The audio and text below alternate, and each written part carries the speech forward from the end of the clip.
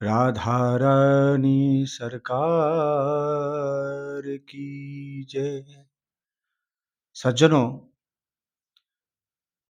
आज आप लोग ज़रूर शेयर कीजिएगा। मैं आप लोगों को एक संदेश दे रहा हूँ, जो संदेश है भागवत अध्ययन के विषय में। व्याकरण, न्याय, वेद, वेदांत, ज्योतिष, कर्मकांड और जो ये हमारे संस्कार हैं, 16 संस्कार, इन संस्कारों के विषय में यहाँ पर जो यह सवा करोड़ शिवलिंग मंदिर निर्माण वाला जो आप लोगों को वीडियो दिखाया गया था, उन वीडियो से केवल आपके और हमारे बीच एक संबंध स्थापित हुए थे। आप सारे हिंदुओं ने उस वीडियो को कोई भी शेयर नहीं किया और कोई भी उस कार्यक्रम में हमारा सहयोग नहीं किया। तो हमारे पास इतना समय नहीं है। हमने उसी जगह पर इसमें किसी का सहयोग नहीं है, किसी ने धन कुछ भी नहीं दिया, एक पैसे भी नहीं दिया।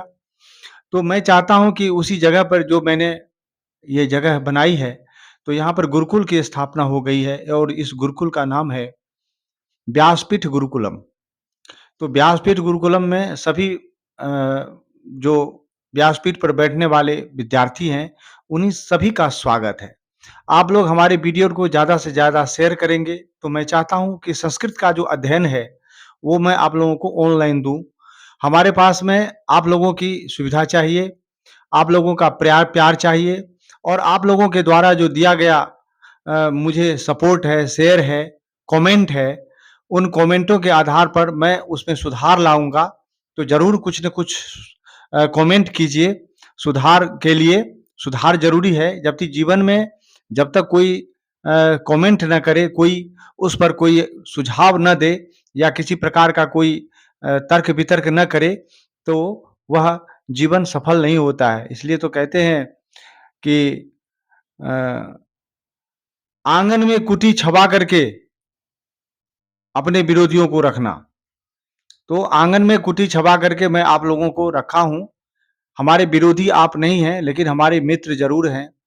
तो ज़रूर आप लोग शेयर कीजिए। विद्यापीठ गुरुकुलम में मैं चाहता हूँ कि आजकल व्याकरण की पढ़ाई लुप्त सी हो गई है। मैंने संपूर्णानंद संस्कृत विश्वविद्यालय में कुलपति महोदय को आवेदन दिया था कि ऑनलाइन भागवत पढ़ाने का हमें निमंत्रण दिया जाए। आपके यहाँ 5 विषय चलते हैं, जिसमें कर्मकांड भी है, ज्योतिष भी है और भी चीज़ें हैं। 5 विषय संपूर्णानंद संस्कृत विश्वविद्यालय वाराणसी से संचालित होता है ऑनलाइन पाठ्यक्रम। तो मैंने ये कहा था कि आप मुझे भी इसमें सम्मिलित किया जाए, आप मुझे भी मौका दें और मैं श्रीमद् भागवत पढ़ाऊँगा। भागवत पढ़ने वाले काशी से जो भी विद्यार्थी हैं, काशी में भागवत जी की सुविधा नहीं है।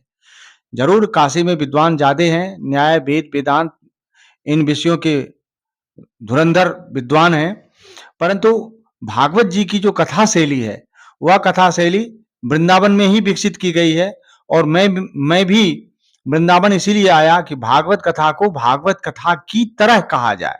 भागवत कथा चूँकि भगवान की कथा है और लोक मंगल की कथा है, तो लोक मंगल की कथा होने के कारण लोक में किस तरह से आनंद आएगा, मंगल होगा, संसार किस तरह से इसको अपनाएगा, यह सारी पद्धति व्यास जी ने अपने भागवत जी के महात्म्य में कह दिया है। पद्म पुराण में ये 6 अध्याय में महात्म्य कहे गए हैं। उन महात्म्य में यह बताया गया है कि श्रीमद् भागवत जी को किस तरह से कहना चाहिए और कहवाना चाहिए और उसकी सारी व्यवस्था यहाँ वृंदावन में मौजूद है, वृंदावन में उपलब्ध है, क्योंकि यहाँ पर श्रीमद् भागवत जी की यह जो लीला कथा है, यहाँ पर ठाकुर जी की लीला कथा है और ठाकुर जी ने लीला यही वृंदावन में की है। यत्र लीला हरे रभूत, यहाँ पर भगवान श्री हरि की लीला हुई है। तो लीला भूमि होने के कारण वृंदावन में भगवान की लीला कथा जो है श्रीमद् भागवत कथा, वह श्रीमद् भागवत कथा मैं आप लोगों को कहूँगा। आपने देखा कि ये वीडियो मैं खुद ही बनाया हूँ। वीडियो चालू होने के बाद में आपके बीच में आया। तो ज़रूर इस कथा के लिए विद्यापीठ जो है विद्यापीठ गुरुकुलम, व्यासपीठ गुरुकुलम, तो व्यासपीठ गुरुकुलम में मेरी तरफ से तो अभी क्या है कि लड़कियों के लिए मैंने छात्रावास की व्यवस्था बनाई है। लड़के भी आ सकते हैं, उनके लिए भी छात्रावास की व्यवस्था है। मैंने जो अभी पोस्टर बनाया है और वे पोस्टर वृंदावन में जगह-जगह लग गए हैं। 2 दिन से 3 दिन से मैं आदमी को भेज करके पोस्टर लगवा रहा हूँ। तो वो पोस्टर लग रहे हैं, सब जगह लग रहे हैं। आज कई फ़ोन आ चुके हैं आजकल में। तो ये कोर्स जल्द ही शुरू होगा यहाँ पर, जैसे-जैसे हमारे पास विद्यार्थियों की संख्या बढ़ेगी। अभी कोरोना से के बाद में मैंने यहाँ शुरू किया था और कुछ विद्यार्थियों ने यहाँ पर रह के अध्ययन भी किया। उसको मैंने वीडियो में दिखाया नहीं, क्योंकि 3-4 विद्यार्थी थे, उसको क्या दिखाना था। लेकिन अब एक भी विद्यार्थी होगा और जैसे-जैसे विद्यार्थियों की संख्या बढ़ेगी, मैं आप लोगों से ज़रूर रूबरू होगा। चैनल अभी वही है, लेकिन उस चैनल का नाम बदल करके मैं व्यासपीठ गुरुकुलम कर दूँगा। ये आप ध्यान दीजिए, क्योंकि 1.25 करोड़ शिवलिंग मंदिर वाली जो व्यवस्था है और वह जो ट्रस्ट है, वह ट्रस्ट अभी तक तो मैंने बंद नहीं किया है, लेकिन चूंकि हिंदू सतर्क नहीं है, सजग नहीं है, और मेरा उद्देश्य यही था कि भगवान शिव की पूजा करके, भगवान शिव का ट्रस्ट बना करके, यह 1.25 करोड़ शिवलिंग का पूजन करके, जो मैं करके अब मेरा लगभग पूरा होने ही वाला है, तो उसको मैं अब दिखाना नहीं चाहता हूँ। मैं चाहता हूँ कि व्यासपीठ की जो व्यवस्था है और अध्ययन अध्यापन की जो व्यवस्था है, वो आप लोगों के बीच में जाए और आप लोग आइए यहाँ वृंदावन, कोई भी आइए, सबके लिए स्वागत है, अतिथियों के लिए स्वागत है। और विद्यार्थियों के लिए मैंने दिया है कि 2 महीने में भागवत पढ़ें। तो 2 महीने में भागवत आप यहाँ रह करके ही पढ़ सकते हैं। 2 महीने में भागवत के लिए आप घर से आकर के यदि यहाँ 2 महीने में पढ़ना चाहते हैं, तो यहाँ वृंदावन में कहीं अन्य रह करके, किसी आश्रमों में, किसी मामा के यहाँ, फूफा के यहाँ, ताऊ के यहाँ और कोई के यहाँ यदि आप रह करके यदि आप पढ़ना चाहते हैं, तो यहाँ पर आप 2 महीने में नहीं पूरा कर सकते हैं। 2 महीने में मैं पूरा, जिस प्रकार से आर्मी में, फौज में कोर्स दिए जाते हैं, पूरा एकदम लगातार कोर्स दिया जाता है फौज में, कि सुबह से लेकर के शाम तक पूरा परेड ही परेड रहता है। रात में 11 बजे तक पढ़ाई होती है फौज में। फौज की तो ये बातें मैंने सीखी है। तो जरूर, मैं एएससी में धर्म शिक्षक था, तो मैं धर्म शिक्षक की भी तैयारी करवाता हूँ। तो जरूर जो धर्म शिक्षक की तैयारी करना चाहते हैं, वो भी विद्यार्थी आए और जल्द से जल्द संपर्क करें, इसको शेयर करें, क्योंकि धर्म शिक्षक का अभी तक न कोई कोर्स उपलब्ध है और न कोई व्यवस्था है। क्योंकि धर्म शिक्षक में जो बात चाहिए वो उन कोर्सों में नहीं है, क्योंकि कोर्स वाले जो भी विद्वान हैं, वो धर्म शिक्षक रहे नहीं हैं। धर्म शिक्षक में क्या व्यवस्था है और क्या सेना में धर्म शिक्षक की जिम्मेदारी है, क्या उत्तरदायित्व है, और किस तरह से जो चयन प्रक्रिया है और क्या किस तरह से प्रश्नों की जो है श्रृंखला बनाई जाती है, प्रश्न किस तरह के होते हैं, वो हम लोग जानते हैं, हम जानते हैं। और मैं इसलिए ज़्यादा जानता हूँ क्योंकि मैं और लोगों से भी संपर्क किया हूँ और बार-बार मैं जाता रहता हूँ INI, राष्ट्रीय एकता संस्थान, जो पुणे में है, और वहाँ की सारी व्यवस्था, इन्फॉर्मेशन और वहाँ की जो व्यवस्थाएं हैं, बुकें हैं, प्रेसी है, वो हमारे पास में है। तो आप लोग आइए, आपको मैं प्रेसी दूंगा नहीं, लेकिन प्रेसी के आधार पर मैं आपको जरूर पढ़ाऊंगा, क्योंकि मैं सेना में धर्म शिक्षक रह चुका हूं और मेरे लिए अध्ययन अध्यापन सबसे बड़ी सेवा है। तो आप लोग इस वीडियो को शेयर करें ज़्यादा से ज़्यादा और कमेंट करें, और कहाँ से आप बोल रहे हैं ये ज़रूर बताएं, क्योंकि मैं आपके कमेंट के आधार पर ही मैं आपको ज़्यादा से ज़्यादा जो है समझ पाऊंगा कि आप क्या कहना चाह रहे हैं और मुझे कहाँ मुझसे गलती हो रही है और मैं क्या नहीं कर पा रहा हूँ। ये सब आप जब कमेंट करेंगे और शेयर करेंगे, तभी मैं कर सकता हूँ। तो जरूर आप सभी का स्वागत है। हिचकियां आ रही हैं, कोई बात नहीं। तो मैं ये चाह रहा था कि व्यासपीठ गुरुकुलम में बालिका छात्रावास की व्यवस्था है ही और बालक की भी व्यवस्था है। तो जरूर ये आप देख रहे हैं कक्ष, यहाँ से संप्रसारण, मैं वीडियो का रिकॉर्डिंग कर रहा हूँ और वीडियो रिकॉर्डिंग करने के बाद में जरूर मैं किसी तरह से इसको दूंगा।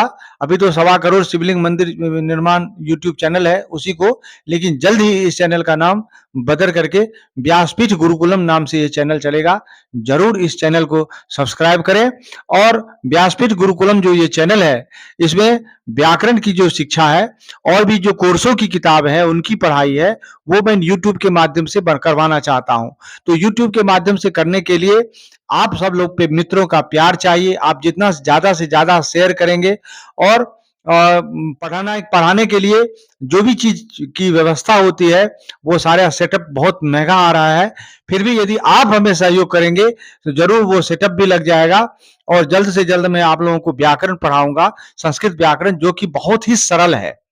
बहुत ही सरल है संस्कृत व्याकरण, लेकिन प्यार आपका चाहिए। तो संस्कृत व्याकरण किस तरह से सरल है और कैसे मैं आपको हंसते खेलते खेलते संस्कृत व्याकरण पढ़ा दूंगा और संस्कृत की जो जो कविताएं हैं, श्लोक हैं और जो सूक्तियां हैं और जो आपके परीक्षाओं में जो मूलभूत से संस्कृत लेखन, संस्कृत की रचना अनुवाद, किस प्रकार से रचना अनुवाद कौमुदी नाम का एक ग्रंथ भी निकला है। तो रचना अनुवाद कौमुदी तो वो ग्रंथ बहुत ही मोटा है और विद्यार्थी उसको समझ नहीं पाते हैं, क्योंकि मैं जब धर्मसंघ वृंदावन में पढ़ा रहा था तो विद्यार्थी रचना अनुवाद कौमुदी ले लेकर के आ रहे थे। बड़ी मोटी सी किताब है और उसको आता जाता कुछ नहीं है, क्योंकि वो रचना अनुवाद कौमुदी से संस्कृत व्याकरण को समझना बड़ा ही कठिन है।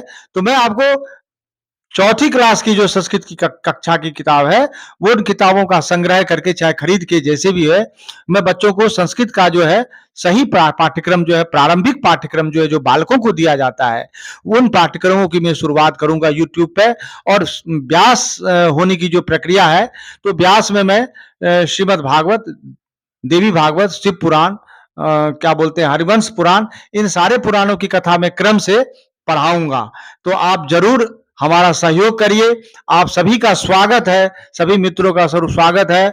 मैं ये चाहता हूं कि YouTube के माध्यम से, क्योंकि अब ज्यादा जाना आना सब जगह संभव नहीं है, और YouTube के माध्यम से आप लोग जरूर इस चैनल को सब्सक्राइब करें और जो वो ब्लैक वाला बटन है, घंटा वाला निशान, उसको जरूर दबाइए और शेयर कीजिए। ये मैं आपसे बार बार कहूंगा।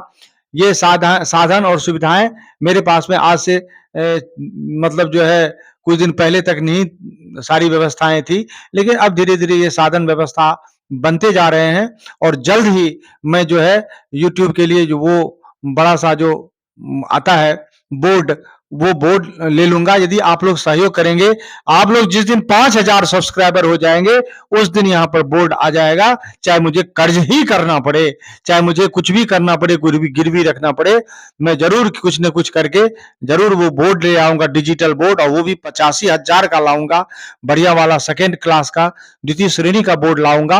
और यूट्यूब पूरा स्टूडियो बन जाएगा ये, और स्टूडियो पर मैं आपको जो पढ़ाऊंगा, आज तक ऐसा कोई टीचर नहीं हुआ कि मेरी तरह पढ़ा देगा, ये बात निश्चित है। तो आप लोग आगे इसको बढ़ाइए।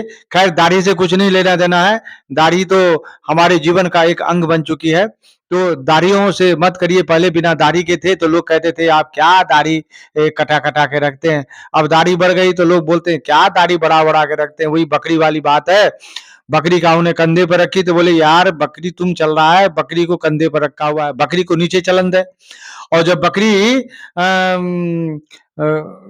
नीचे में रख दिया तो यार इतनी धूप है, बकरी को तू नीचे चला रहा है, इसको कंधे पर ले ले। तो आदमी तो जीने नहीं देता है किसी भी तरह से। लेकिन मैं ये जरूर चाहता हूं कि आप लोगों के बीच में ज्यादा से ज्यादा शास्त्रीय ज्ञान, पंचतंत्र की कथा, वो भी मैं आपको पढ़ाऊंगा, बताऊंगा। जो लोग भी हमारे प्यारे हैं और ज्ञान के भूखे हैं, ज्ञान के भूखे हैं, उनके लिए ज्ञान का प्रसारण मैं करना चाहता हूं। मेरी कोई कमाई कितनी भी हो जाए, मैं उस सभी कमाई को विद्या के क्षेत्र में मैं लगाना चाहता हूं। और मैं आप लोगों के लिए एक अच्छी धर्म शिक्षक की पुस्तक भी देना चाहता हूं, यूजीसी की भी पुस्तक देना चाहता हूं। मैंने ये सब चीजें व्यवस्था बना ली है, लेकिन ये सब बातें तब होगी जब सब्सक्राइबर 5,000 हो जाएंगे, उसके बाद ही मैं करूंगा। तो जल्द से जल्द आइए, फटाफट इसको शेयर करिए और सब्सक्राइबर बढ़ाइए, ताकि मैं जो है जल्द से जल्द आपके लिए कोई बढ़िया सा पैकेज लेकर के मैं आऊं। और मेरा काम जो है, मैं ज्ञान के लिए जन्म लिया हूं और ज्ञान का प्रसारण करने के लिए मैं धीरे धीरे सारे कार्य करता जा रहा हूं, सारी व्यवस्थाएं बनाता जा रहा हूं।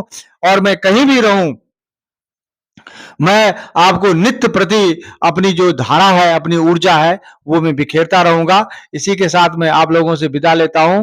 प्रेम से बोली वृंदावन बिहारी लाल की जय, आनंद कंद भगवान की जय, व्यासपीठ गुरुकुलम की जय।